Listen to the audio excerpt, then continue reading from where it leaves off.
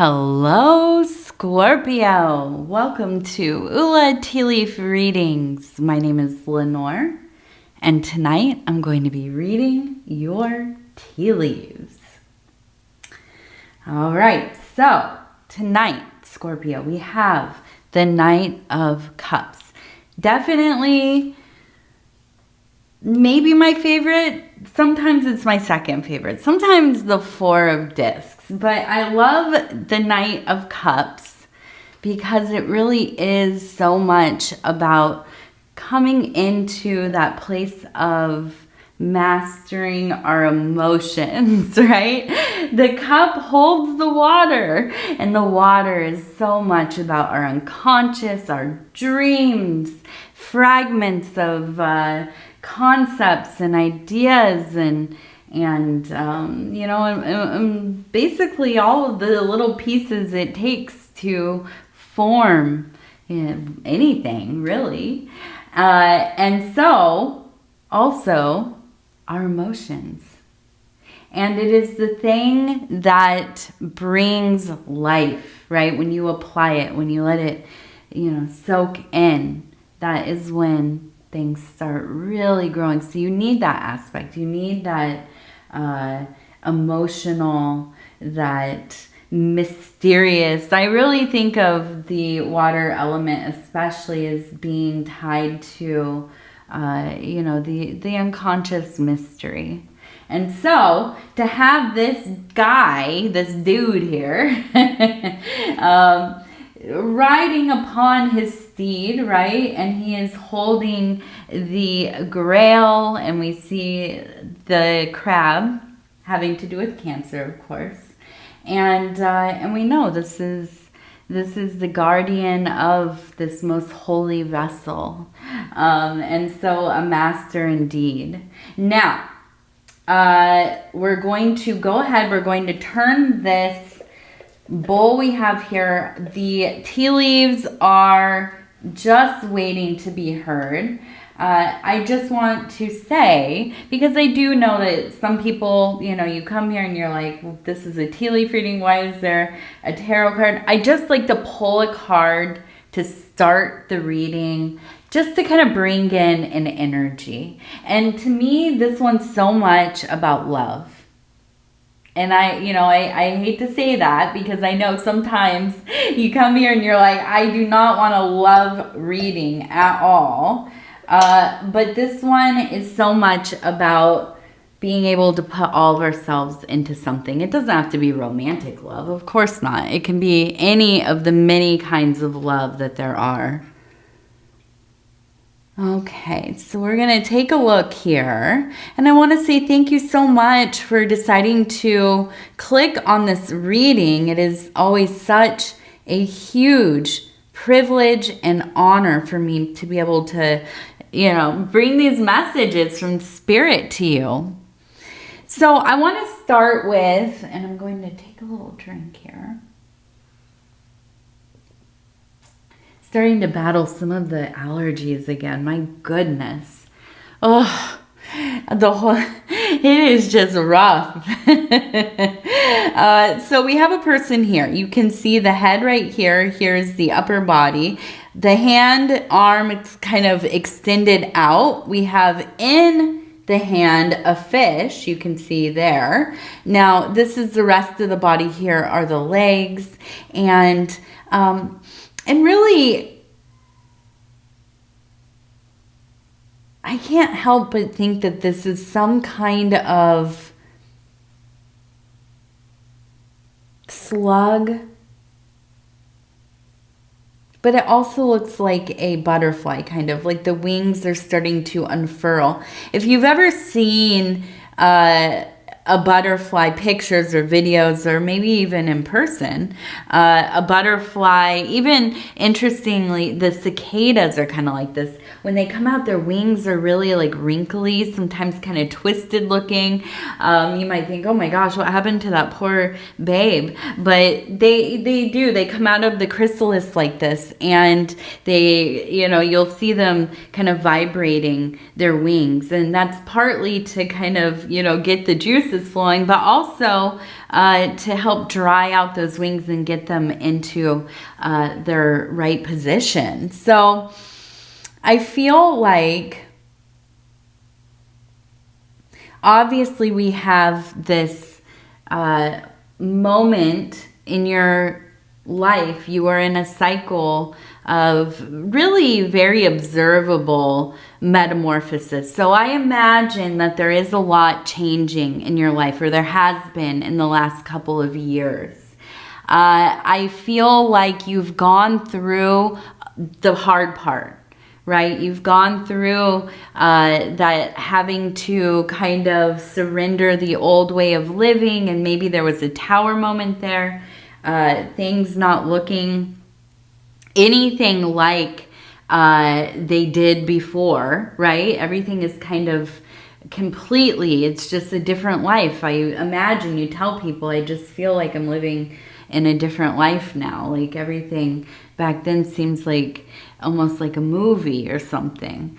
But now you are on the other side. You're merging into this new life. You are through the doorway, right? You have begun and your wings are out. Now, are they ready to fly yet? Maybe very soon, but you're still getting your footing, okay? And I think a lot of this change has to do with wanting to be able to make the resources that you need to live in the way that you want to live. And I feel like, you know, maybe this next period of time, you've really prioritized work, career, building a business, getting those side hustles really going well, and yeah, stacking money, because we see the person here reaching out for that fish, and the fish represents resources, money. And so I do feel there is a little bit of a warning here. We have a mermaid right here. You can see the head up here, and here's the tail down here. Now we have it almost it reminds me of, it's either maybe a Pisces, maybe a Cancer person, but I do feel like there's almost kind of, you know, that siren energy. And what does that mean, right? In mythology, there are they're half fish, half human people. There are also the half human, half bird versions as well.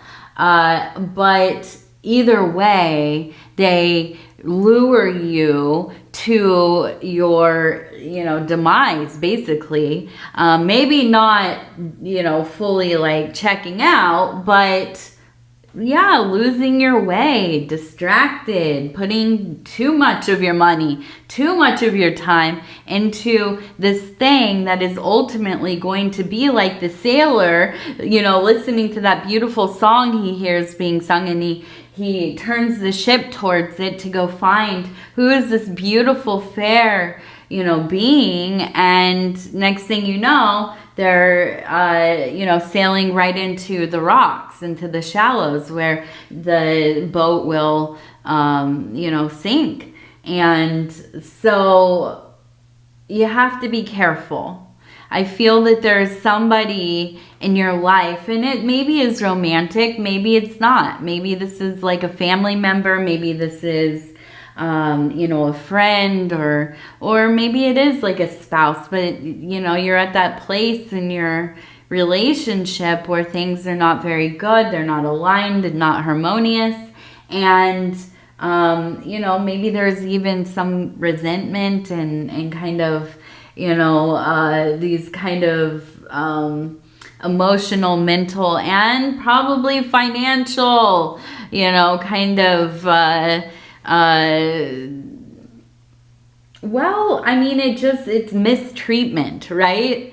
Kind of using these things as weapons against, you know, you or one another or whatever. But whoever this is, I feel like, and they're not well formed, right? It almost feels like it's like a just a framework of somebody, almost kind of like a representation, right? A symbol. But it feels almost kind of, what is the word? Like half-hearted. Like they're not, like if this is somebody who is like scamming or, maybe is just like a manipulative person, is, not a good friend, spouse, whatever. They take advantage of, they are maybe very self-centered, selfish, whatever. They're not very good at it though. And that's the vibe that I get, is like that, like their behavior, how they move is, despicable sometimes, but they're not really that good at it. So it's almost kind of like hard to take seriously, but it also, you get to a point where it's like, how can you have somebody like this in your life, right? Because they're always kind of just leeching off of your energy, off of your, imagine you get something going. Like you start a little business and it starts to get some traction, and you have this person in your life who, they see what's going on. Okay, so so-and-so's really kind of, they're getting going, or, my wife, my husband, they're really, their little business is starting to really make some money here. And they might know it, or maybe it's totally unconscious. Maybe they're not a very processed person, definitely not integrated. But, and then they're sabotaging, right? They're trying to always, get your attention, and oftentimes it's with negative behaviors and bad news and crisis after crisis and so on and so forth. Now, I want to show you, we looked at this as the butterfly, definitely, but I want to look at it when we turn it this way. It looks like a person who's holding some kind of object that is being plunged this way. So again, it reiterates to me that there's somebody in your life who, and look at the eye, you need to keep an eye on this person, because they really are, and this is maybe old school language, but very trifling. I mean, this is a person who is up to no good. And so I think you know who I'm talking about. And, I feel like you've had to deal with this over and over again. And maybe you're getting to the point where it really is that final thing where, okay, now I see you're never going to get to a place where you can just let things be, or even, show some support to others. Instead, you're just up in your feelings, jealous, and acting out. And who has time for that? I mean, really, who has time for that? So, I don't know. I see that there's just a real wanting for this to be, some kind of resolution, some kind of reprieve from it all. Now I'm seeing a scene here. We have a person here who looks like they're hanging laundry. Now we have a little house over here as well. And I feel like it reminds me of kind of one of those old school circular drying rack things that they used to have in backyards a lot. I don't know. In America they had them. They probably still have them in a lot of places. Let me just say, I love hang drying stuff.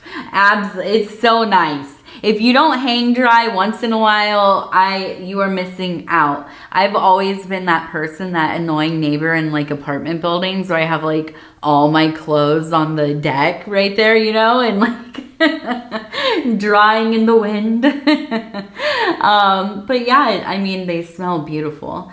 So I feel like this is almost kind of maybe a grandmother or great-grandmother. This feels like it's taking you back into some kind of memory, a nostalgic place, maybe even somewhere you've never been in your physical life, but maybe you dream about it. And I feel like this is a place where you come from, right? Your family, where people have been raised generation after generation. A large tree. It seems like there is a lot of history, at least, you know, obviously on one side of your family. But there seems to be this really strong pull to the actual land, the yard. For some reason it seems like there were a lot of like dinners out there and hanging out and playing, and it felt magical, you know. And I see we have a person sitting here, I imagine like a mother figure, and kids running, playing, you know, and there's also a lot of sadness around this, because I feel like there's a sense of this has been lost. How do we get back here? We can't. Maybe the place is gone, the land maybe is sold, or, you know, it's changed, it's been developed in some way. But I feel like this is one of the places that you go back home in your mind. And again, like I said, this might not be somewhere you actually have been, but you dream about it. And you might not know that. You might not know that this is an actual place. You're seeing memories. You're seeing a landscape that is kind of infused into your blood. And I feel that there is a sense of maybe even asking for you to express this, to write about it, to maybe draw it or share it in some way. I think, you know, I don't know, it's almost like the land is as much your family as, you know, your human people. A very strong feminine energy here. It seems like a lot more women than men.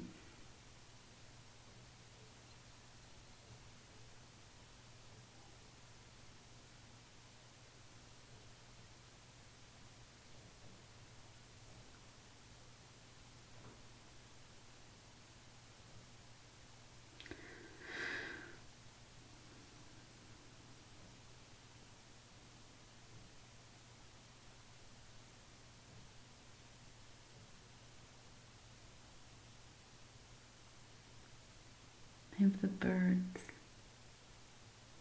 We have a dog. We have the birds.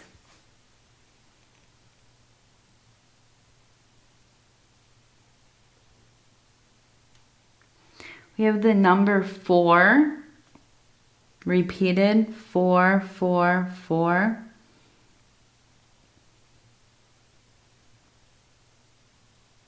I just keep seeing this yard. And I almost wonder if it's an apple tree that's out there, but it just feels magical, like an afternoon with the shade and the wind blowing. But then I don't know what happens. I don't know what goes wrong here. Maybe people leave to go to the city, to move to somewhere else. You know, I think a lot that happened to a lot of families where, you know, after the Second World War, at least in America, right?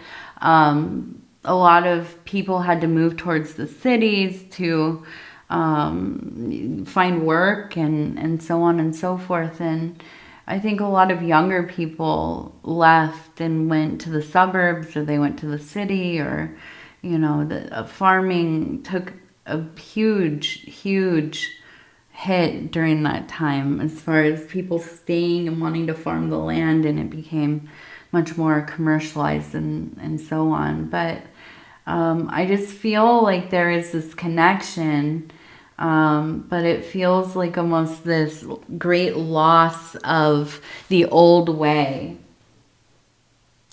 And I feel like you feel that a little bit. I think that at times you might feel like you don't know what you're supposed to be doing, or you have these, you know, great kinds of attachments, right, to things that that's, you know, seem like they're going to be fulfilling, and you get there and you're doing the thing, and like you went to college and you got this career going, and it doesn't make sense once you're doing it, right? It seems like, how did I get myself to this place? I don't know why I'm here. And you're drawn to the land. I'm not going to say you're like some, you know, off-grid person, like you're going to go move out to the middle of the wilderness or anything. Although, listen, I live very rural now, and I'm a city girl through and through. For the last, I guess, almost 10 years or so, yeah, I went rural. And I think it's not for everyone, of course not, but it is, there's a freedom in it. So I definitely, if you have a chance to try, at least to do a little trying out. But I feel like, you know, I understand this feeling. I think we all do. Sometimes it's like we're searching for a home and we don't even know what that looks like or what that is, you know? And oftentimes we find that it is not a place. It is not a place, but it is so much a feeling. It's a feeling, an impression, a moment, a thing, something that it pulls the life up into your whole being, and you are activated, and so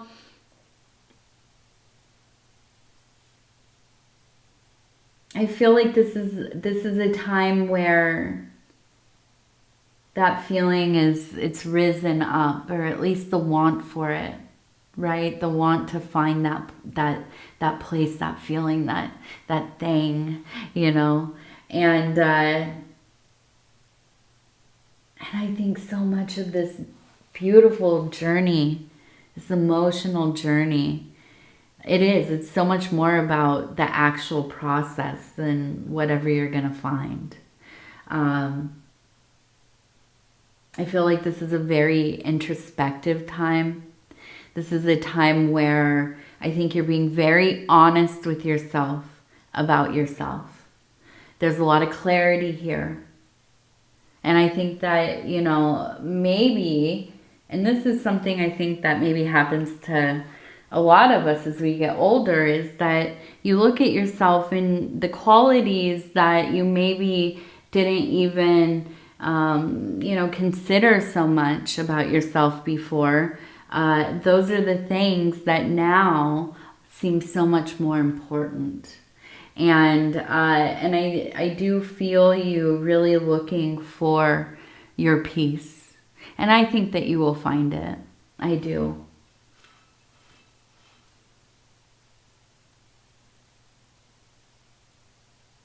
So we have the letter F. And the number 617. 617. We also have this face. Look at that face right there. You can see the eyes and the nose and the hair. Yes, kind of silly. This is an odd one. Now, I'm going to tell you, I am an animist.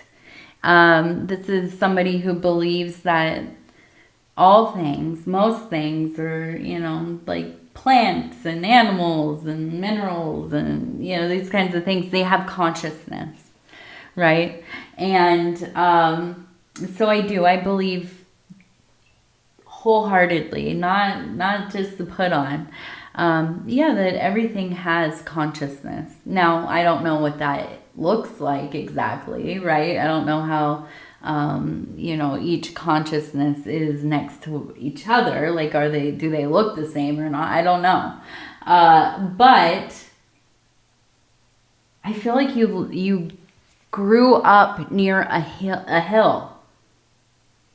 There was and it was one that brought people together for some reason. I wonder if you had snow, or you like to ride you would sled down it with your friends, or you rode your bike down it, or it was like a place to go hang out with the other teenagers, or, people like to drive their car down. I don't know what it was, but there was something about this hill.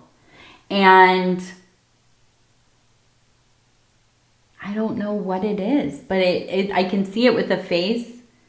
It is like a masculine energy, maybe kind of a bit of kind of a silly, doofy kind of energy. I don't know how else to explain that, but loving. I feel like that place, it protected people. It protects people. You always like hear of like, oh, Devil's Peak or Devil's Hill or, whatever, where people get in car accidents or they, break their bones all the time or, whatever. Things are always happening.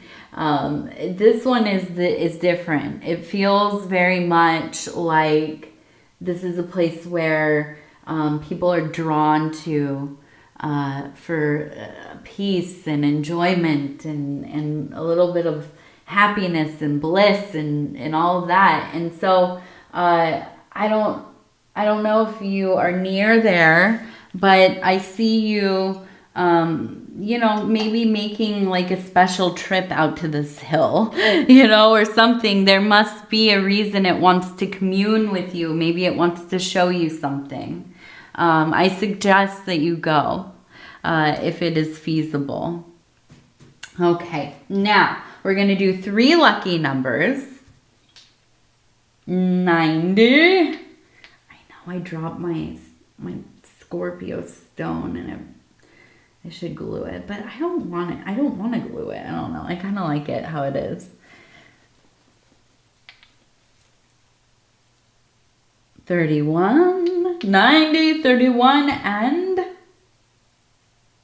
we're going to go 79. No, it's 19. All right. Now, we're going to also end with our indigo sage affirmation cards, okay? And these are the air element. And I'm just going to stop where it feels right. And all of these are so pretty. It says 14, radiant, silence. You exist where the dynamism of stillness unites with the fluid ecstasy. You exist where the dynamism of stillness unites with the fluid ecstasy. I imagine that's like those videos where they drop like colored water or color, like food dye or whatever it is into water, and it kind of like goes in and then it slowly spreads out. I don't know. That's what I'm envisioning when I read that. Okay, now we have our inner child oracle cards, and we'll just stop here where it feels the most right. We have 40. You are worthy. You are worth it all, my love. You are worth it all. Yeah, and don't let anybody ever tell you any differently. If they do, send them to me. I'll have some words for them. All right, Scorpio, I love you. Thank you for spending this time with me. If you want to like, subscribe, or leave a comment, I would love to hear from you. Other than that, we'll talk in a few days. Please take care of yourself. Good night. I love you. Good night.